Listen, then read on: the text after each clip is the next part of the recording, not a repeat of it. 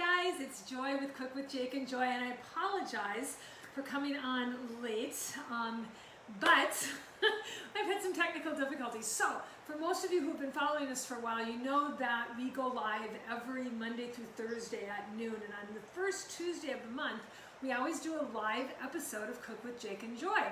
And since I'm not going to be available on the first Tuesday of the month, I thought I would give you a special treat today and go live. But I thought I would do Instagram and Facebook at the same time, and I had it all set up. And then when I went to go hit play, the whole thing was screwed up. So here I am, and I'm just going to have to do them all independently. So if you haven't been following us on our Cook with Jake and Joy Instagram page, you can go watch us there after this and see if you can see any differences, because I'm going to have to repeat the whole thing. So it's changing everything that I'm going to do today. But welcome, welcome. And if you are watching me live, let me know where you're watching me from. And if you're watching this as a replay, just write replay in the comments section below. And if you'd like to get some fabulous 25 life-saving recipes, no kidding, I tell you in each recipe why they're life-saving, just click on the link in the description above and you can get that book for absolutely no cost whatsoever. Just send us your email and we'll send it to you. It's fabulous. What else did I want to say to you? Oh yeah, so we come here live Monday through Thursday. Also, you can check out a lot of our stuff at jakeandjoy.com, and do follow us on Instagram. We're Cook with Jake and Joy, and we really focus on plant-based eating, how to transition to that, how to add great recipes into your diet. They're always fun, they're always delicious, and most of the episodes are pretty educational as well as being hilarious, because it's Jake and me. So today what I want to talk about is what to do with all the stuff you get out of your garden, right? Are you guys like us and you have all this bounty that your husband or your wife or whoever brings home to you? My husband is always bringing me home stuff, and it's just the two of us, you know, and so I'm always like, hey, I don't know what I'm going to do with all this stuff. But here's the thing, is that most of us have other people in our lives, number one. Number two, most of us have freezers, and there's things that you can do when you get this plethora of veggies that are home. And what I like to do is I like to make a version of a frittata without eggs. We use this is called Just Egg, which is made from mung beans. I've done a little review on that before. And all the veggies. So we're going to go through how to actually do that. I'm going to show you some tips and tricks that you might really like, and you might really like to add to your repertoire of what you already do. Now, you could also just do a stir fry, and that would be perfectly fine. I like doing this because stir fry implies to me I'm going to eat it right then or maybe the next day. But when you make something like a frittata or a faux quiche or something like that, it's something that you can actually freeze. I want to show you what the finished product looks like.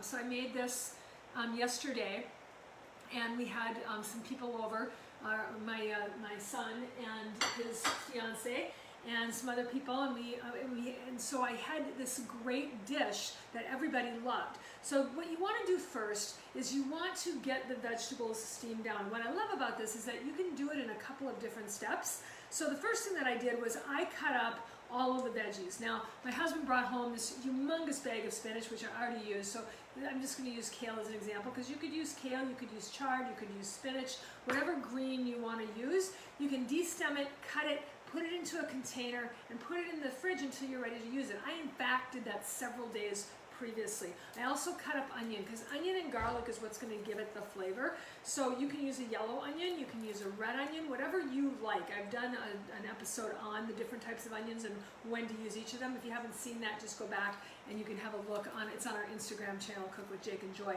And I also want to do minced garlic, so I'm going to have that. So the first thing that I'm going to do is cut up all of the veggies. Now, usually when you read a recipe, it has you cut the stuff up as you're using it. That never works, because once you get the saute pan going, and I'm going to use a big Dutch oven like this because I've got a lot that I'm going to have to fit in it, and it's amazing how the vegetables shrink down.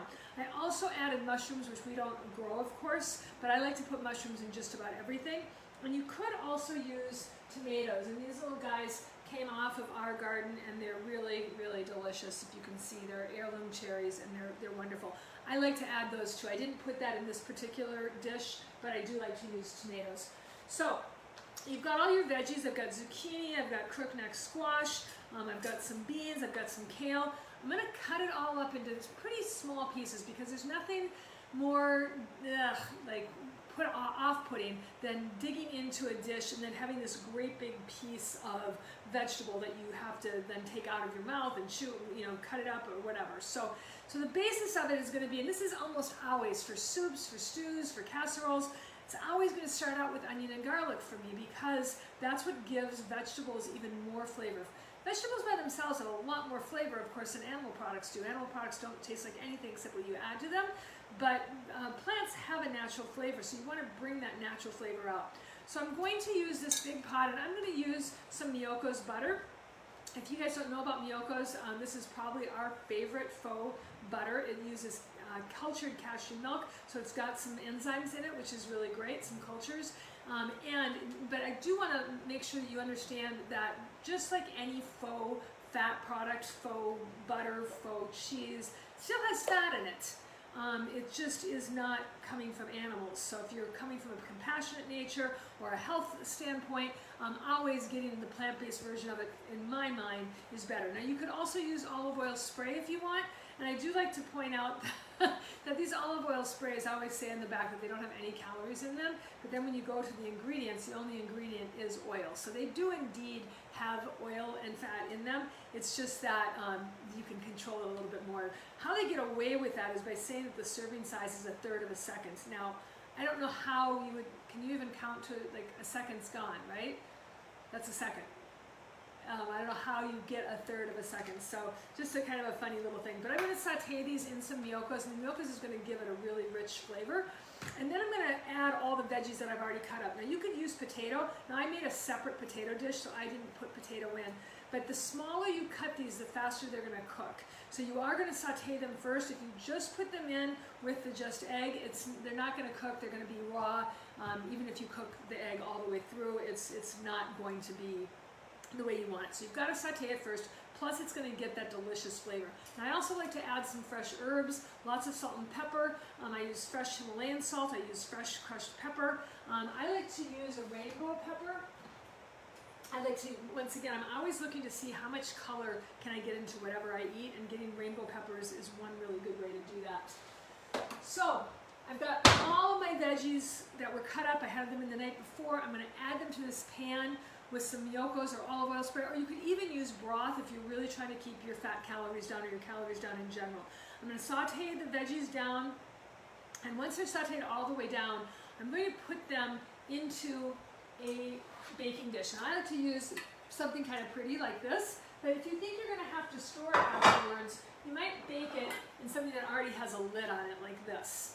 Just make sure that you liberally spray it with either the olive oil spray, or that you use the Miyoko's to line that pan so that it comes out easily and you don't have a big mess afterwards. You want to wait until that mixture cools down, because when it's hot and you add the faux egg mixture, it's going to cook it right away. You want it to cook in the oven. You don't want the veggies to cook it. You want the oven to actually cook it, and that's how it's going to get nice and juicy. Now what I do is I'm going to mix this ahead of time with some faux Parmesan. This is Follow Your Heart. It's one of my favorite. I also like Miyoko's, but Follow Your Heart is one of the originals. And then I'm also going to add some faux mozzarella, and this is one that I just discovered, also made from cashew milk. Miyoko's makes a really good mozzarella. Check them out, see which ones you like. Look at the ingredients. It's really important to me that they're coming from a nut rather than just from other oils. They may taste delicious, but are they actually good for you? So I'm going to mix this in right with the faux egg mixture, and then I'm going to sprinkle some of it on top so it can get really nice and brown after it's done. I bake it at 400 degrees. And I'm just going to bake it until the cheese starts to brown on top, and I might give it a little zap of the broiler at the end so it gets nice and toasty and delicious looking. Now you could serve this with a side salad. I served it with a little bit of a salad, and I also made a faux gratin potato, which was amazing. We made them for Christmas. If you haven't seen that episode, you can go back and look at it.